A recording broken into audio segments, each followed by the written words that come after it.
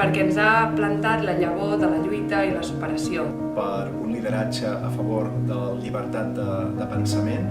Por la persona que ahora estoy acá y pues me estoy preparando para un futuro mejor. Perquè un dia em va dir que podia arribar a ser el que jo volgués.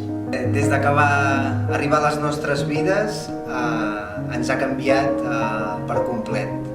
Perquè sempre ha posat les persones molt per davant. Va superar moltes adversitats, va tenir una resiliència espectacular. Perquè m'ha ensenyat que no cal que la protegeixi i que ella sola se'n surt de tots els reptes.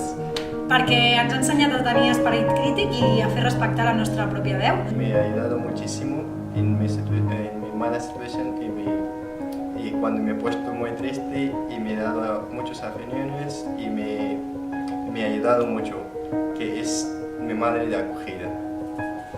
Moltes gràcies, mama. És la meva àvia. La meva filla índia. Ella és la meva mare. La meva iaia. És la meva filla, la Brenda. La meva mestra, de 6è de primària.